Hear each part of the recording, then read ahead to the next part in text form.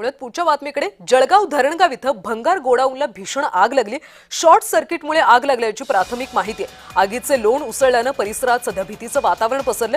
अग्निशमन दलाच्या पथकाकडून आग विझवण्याचे शर्थीचे प्रयत्न केले जात आहेत। आणि या संदर्भात अधिकची माहिती देत आहेत आमचे प्रतिनिधी जुगल पाटील। जुगल, आग नेमकी कशामुळे लागली आणि सध्या काय स्थिती? कल्याणी धरणगावच्या चोपडा रोडवरील एमआयडीसी मधील भंगार गोडाऊनला आज शॉर्ट सर्किटमुळे आग लागल्याची ही घटना यावेळी समोर आलेली आहे।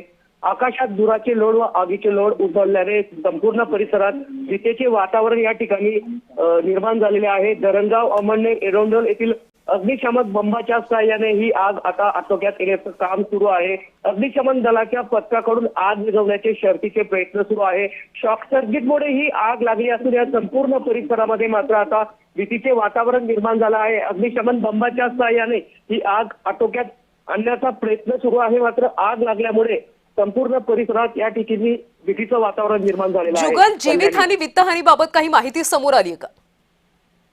कल्याणी अद्याप कुठल्याही प्रकारची जीवितहानी या ठिकाणी झाली नाही। मात्र या भंगार गोडाऊनला लागलेल्या आगीमुळे संपूर्ण परिसरामध्ये या ठिकाणी धुराचे लोड निर्माण झाल्यामुळे या परिसरात भीतीचं वातावरण निर्माण झालं होतं। मात्र अग्निशमन बंबाच्या सहाय्याने शर्थीचे प्रयत्न सध्या तरी करण्यात येत आहे। कल्याणी जुगल, नक्कीच जीवितहानी झाली नाही, मात्र मोठ्या प्रमाणात वित्तहानी झाल्याचं सध्या पाहायला मिळते। धन्यवाद माहितीसाठी।